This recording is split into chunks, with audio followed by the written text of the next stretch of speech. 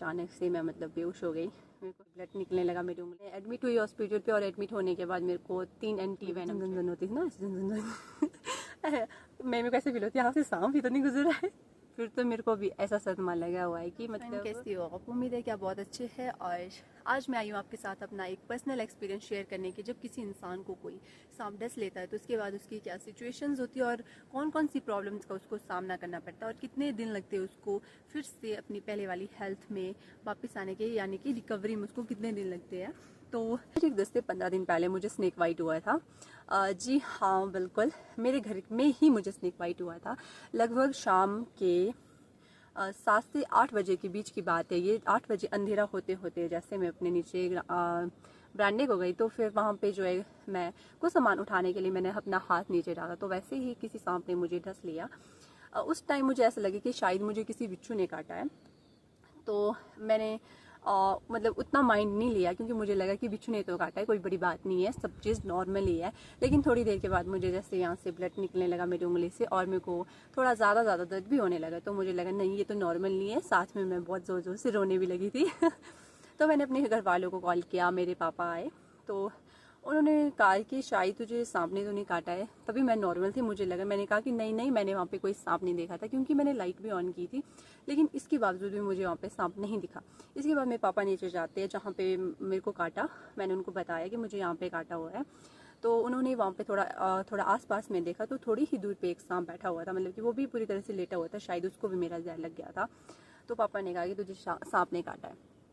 जब जैसे ही पापा ने मुझे ऐसा बताया कि सामने काटा है तुझे, तो वैसे ही मेरा ब्लड प्रेशर जो है अपने आप से हाई हो गया और मैं और ज़ोर ज़ोर से रोने लगी। पापा उसको मारने लगे थे तो तब को मेरे को सडनली पता नहीं क्या हो गया और मैं इतनी ज़ोर से चिल्लाने लगी, प्लीज़ मत मारो इस सांप को, प्लीज़ मत मारो। हम दोनों दो दिल एक जान है, अगर ये मरेगा तो शायद मैं भी मर जाऊँगी। मेरे दिमाग में ये चीज़ प्रिंट हो गई थी कि अगर ये मरेगा तो शायद मैं भी मर जाऊँगी, इसलिए मैं ऐसा बोलने लगी थी।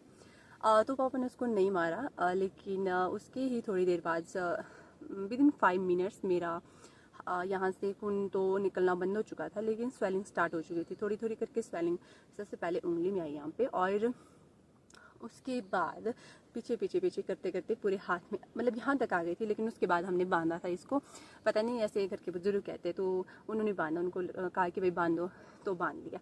इसके बाद हम लोग हॉस्पिटल के लिए निकले। And special thanks to my Ishwar भैया जिन्होंने मुझे हॉस्पिटल के लिए लिया, और वो इतनी दूर से आए थे। मैं उनका तहे दिल से शुक्रिया करना चाहूँगी कि वो मेरे लिए इतनी दूर से आए। और फिर हम हॉस्पिटल के लिए गए। जब हम हॉस्पिटल गए तो डॉक्टर ने कहा कि जो आपने बांधा इसको निकालो, तो उसको निकाला। फिर उसके बाद मेरे को हॉस्पिटल में एडमिट किया। हॉस्पिटल में एडमिट होने के बाद मेरे को बहुत सारी इंजेक्शन वगैरह जो भी प्रोसेस होता है वो सब लगा। लेकिन सबसे थोड़ी सी अलग बात ये थी, मेरे को ऐसा लगता था कि शायद अगर हमारे को कोई सांप ढस लेता है या फिर काट लेता है, जो कुछ भी है, तो उसके बाद जो है शायद हम बेहोश हो जाते होने, ज़ाहिर से ऐसा वैसा। लोग यहाँ के लोग कहते हैं कि हमारे यहाँ के सांप उतने ज़्यादा जहरीले नहीं होते क्योंकि काफ़ी ठंडा इलाका है, तो सांप में उतना ज़्यादा जहर नहीं होता है।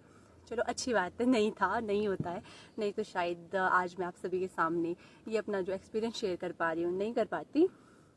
तो उसके बाद मैं एडमिट हुई हॉस्पिटल पे, और एडमिट होने के बाद मेरे को 3 एंटी वेनम चढ़े, और उसमें भी उन्होंने हमारे से प्रॉपर तरीके से परमिशन लेते हैं, साइन वगैरह लिए थे कि भाई ये रिस्की हो सकता है, अपने रिस्क पे लगाना पड़ता है ये वो। सो जो भी वो प्रोसेस था वो सब पूरा होने के बाद वो मेरे को चढ़े। जब ऐसा बोला कि ये रिस्की है, और मैं एक इतनी दफर इंसान हूँ, मेरे को ये नहीं पता था कि मेरे अंदर जहर डाल रहे हैं। जब भैया बोलते हैं कि तेरे अंदर ना जहर डाल रहे, तो मैं कहती हूँ सच में मेरे अंदर जहर डाल रहे। मैं कहा मैं तो और ज़्यादा स्ट्रेस में जा रही हूँ भाई। तो कहा कि इसको लगाने के बाद भी मतलब थोड़ा ऐसा हो सकता है कि आपको चक्कर जैसा फील हो, या उल्टी जैसा आए, या फिर ऐसा हो सकता है कि हम मतलब बेहोश भी हो सकते हैं, कुछ भी, मतलब कुछ ऐसे ऐसे, ये सब सारी चीज़ें जो भूल के मेरे को डराया गया। बट डरी तो डरी मैं थोड़ी सी ना, ऐसा नहीं कि नहीं डरी, बट ऐसा था कि उसके बाद मेरे को पूरी रात नींद नहीं आई। और स्पेशल थैंक्स टू पूनम दी जो मेरे साथ उस दिन पूरी रात थे।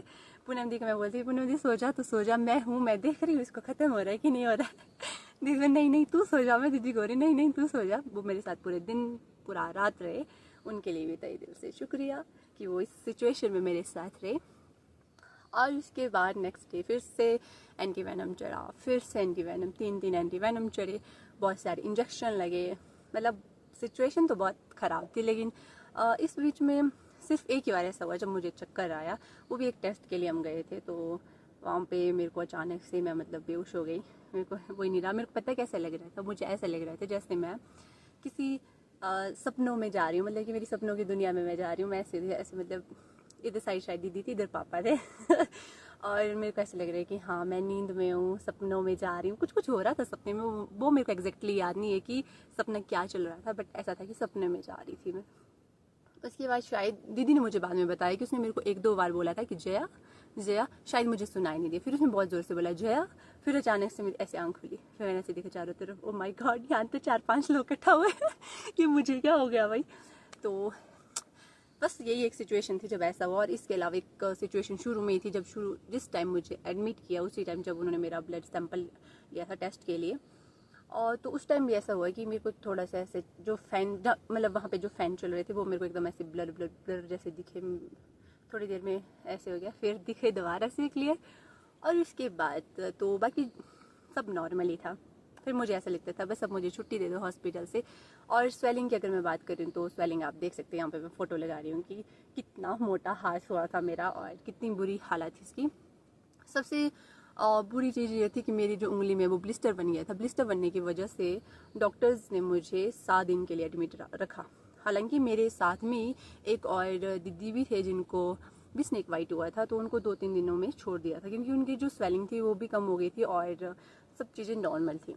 मेरे केस में ये था कि स्वेलिंग तो कम हो चुकी थी 3 दिनों में, लेकिन मेरे यहाँ पे बहुत बड़ा ब्लिस्टर बना हुआ था, इतना बड़ा बन गया था। फिर वो अपने आप फटा, फिर उसकी सफाई वगैरह करवाई, जो कुछ भी होता है वो सब करा। उसके बाद ही जाकर मतलब रिकवर तो मैं अभी भी नहीं हुई हूँ पूरी तरह से प्रॉपर तरीके से। मेरी उंगली में अभी भी काफ़ी ज़्यादा स्वेलिंग आप देख सकते हो कि ये इतनी सी साइज़ में इतनी डबल ट्रिपल क्या बोलूँ उतनी ज़्यादा है। तो अभी भी मैं दवाइयाँ ले रही हूँ और कल फिर से मुझे रूटीन चेकअप के लिए जाना है। आई होप कि यार मैं जल्दी से ठीक हो जाऊँ, क्योंकि अब मैं बहुत ज़्यादा फ्रस्ट्रेट हो चुकी हूँ। रोज़ रोज़ रोज़ रोज़ ये दवाई खाओ वो दवाई खाओ, मतलब ऐसी हो गई, गले तक हो गई। अब शुरू में तो ऐसा होता था ना, इस तरफ कैनोला लगा होता था तो फिर हाथ ऐसे रखो, और इस तरफ सोजिश आई थी, डॉक्टर्स बोलते हाथ ऐसा रखो, फिर मतलब एक तरफ ऐसे एक तरफ ऐसा, फिर इतना वो होता था ना। फिर मुझे पता क्या लगता था, फिर मैं सोचती थी कि यार काश मुझे पैर में खाया होता उसने, एटलीस्ट यार मैं कंघी खुद से करती, खाना खुद से खाती, मुंह खुद से धोती, हर चीज़ खुद से करती। लेकिन जब कहीं मुझे जाना होता था फिर मैं सोचती नहीं हाथ ही ठीक है यार, मैं घूम फिर तो सकती हूँ वैसे तो मतलब भगवान करे कभी भी किसी को भी कहीं पे भी ना काटे, लेकिन वो मेरी एक सोच थी उस सिचुएशन के अकॉर्डिंग। बाकी सब नॉर्मल रहा। और आज जैसे कि मैंने आपको बताया 10 से 15 दिन हो चुके हैं और मेरी हेल्थ काफ़ी ठीक है। बस बीच बीच में ना मेरे को शुरू में पता है कैसा फील होता था, ऐसा फील होता था पीठ में भी झन झन झन होती थी ना, ऐसे झन झन झन मेरे को ऐसे फील होती है यहाँ से सांप भी तो नहीं गुजरा है। फिर तो मेरे को भी ऐसा सदमा लगा हुआ है कि मतलब जब मैं सोती हूँ ना तो भी मेरे को ऐसा लगता है कि नहीं शायद यहाँ पे ऐसे सांप ऐसे मतलब डसने की तैयारी में बैठा होगा मतलब कहीं भी जाऊँ मैं, मेरे को ऐसा लगता है नहीं यहाँ पे सांप होगा, नहीं यहाँ पे सांप होगा। मतलब बहुत ही ज़्यादा रिस्की लगता है मेरे को कहीं पे भी जाना, तो मैं अवॉइड ही करती हूँ कहीं पे भी जाना। ज़्यादातर मैं घर में रहती हूँ, लेकिन घर में भी मेरे को डर ही लगती है, मेरे को लगता है यहाँ पे ना हो, यहाँ पे ना हो। अब थोड़ा दिन तो भूत रहेगा ही रहेगा। इन सब में एक अच्छी बात ये थी कि चलो मतलब उस सांप को मैंने पर्सनली नहीं देखा अपनी आंखों से, क्योंकि अगर मैं अपनी आंखों को उस टाइम इतनू सा करके भी देखती ना, पूरा ना खोल के भी देखती, तो भी उसकी एक जो इमेज होती वो मेरे माइंड में प्रिंट हो जाती और उसके बाद शायद ही मैं कभी उसको भूल पाती। और तब तो मेरे को और भी ज़्यादा डर लगना था कहीं पे भी जाने से, लेकिन मैंने नहीं देखा। फिर भी मतलब मेरी इमेजिनेशन में कहीं ना कहीं सांप बन जाते हैं मैं सोचती हूँ ऐसा बैठा होगा, ऐसे आ रहा होगा। कई बार ऐसे होता है कंबल में भी, मतलब ऐसा हो जाता है कि कुछ होता ही नहीं है, लेकिन मेरे को लगता है कि यहाँ पे थोड़ा भारी है, शायद सांप तो नहीं, मैं ऐसे फेंक देती हूँ क्या मतलब हाँ चलो जो भी चीज़ें मतलब भगवान करे बस सब जल्दी से ठीक हो और सब चीज़ें ठीक हो और किसी के साथ भी ऐसा ना हो यार। बहुत बुरा, मेरे को बहुत बुरा लगता था। फिर मैं ऐसे रोती रहती थी, मतलब ऐसे आंखें करने ऐसे ऐसे यहाँ से आंसू निकलते ऐसे ऐसे रोते रहना और क्या। बाकी अभी मैं घर आई हूँ रक्षाबंधन के लिए, और रक्षाबंधन तो वैसे सेलिब्रेट हो चुका है, 2-4 दिन हो चुके हैं आज रक्षाबंधन को। लेकिन मेरा मन था कि यार मैंने एक्सपीरियंस शेयर करना। वैसे तो मेरे को मेरे ख्याल से 1-1.5 साल हो चुके हैं ब्लॉगिंग छोड़े हुए, लेकिन मैं पर्सनली अपनी लाइफ अपडेट आप सभी के साथ शेयर करना चाहती थी और थोड़ा सा पता है ना कि यार चलो भगवान से मुझे भी कोई दुआ दे दे भाई, ठीक हो जाएगी ये लड़की जल्दी। वैसे मैं ऑलमोस्ट ठीक हूँ, इसमें भी कहीं ना कहीं आप सभी की दुआएं थी कि भाई मतलब भगवान साथ था यार, कुछ भी को भगवान तो साथ ही है। और क्या, तो कल चेकअप के लिए जाएंगे, तो कल मैं चेकअप के लिए जाऊंगी तो लग जाएगा बताइए कि क्या है क्या नहीं। पहले तो मतलब मेरे को बहुत ज़्यादा डरा दिया गया था जब मेरा ब्लिस्टर बना था ना, तो बोला कि हो सकता है आपकी उंगली यहाँ से काटनी पड़े, यहाँ से काटनी पड़ी, यहाँ तक तो मूवमेंट ठीक है, यहाँ से आगे बिल्कुल मतलब ऐसे फील होता था कि कुछ है ही नहीं, चाहे मारो काटो पीटो इसको कुछ भी करो, कुछ भी फील नहीं होता था। फिर मेरे को इतनी टेंशन हो गई थी, इतनी टेंशन मेरे को तब भी नहीं हुई जब मेरे को बोला तेरे को एंटी वेनम चढ़ेगा। जितनी टेंशन मुझे तब हुई जब बोला कि उंगली काटनी पड़ सकती है। मेकअप प्लीज ऐसा मत करो भगवान, जल्दी से ठीक कर दो इसको। बट हाँ काफ़ी हील हो चुकी है। आने वाले टाइम आपको अपनी उंगली भी दिखाऊंगी, बट फिलहाल के लिए ड्रेसिंग करी हुई है तो फिर थोड़ा मुश्किल है।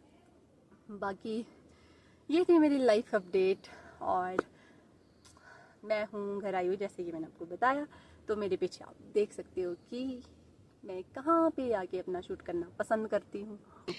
पीछे से जो आवाज़ आ रही है आपको, ये यहाँ पे रोज़ शाम शाम कैसे चहचहाते हैं, पंछी होते पक्षी होते क्या होते हैं वो मेरे को नहीं पता है। पर कुछ होता है, मतलब बहुत अच्छी आवाज़ लगती है मेरे को इसकी। चलो आप भी सुनो।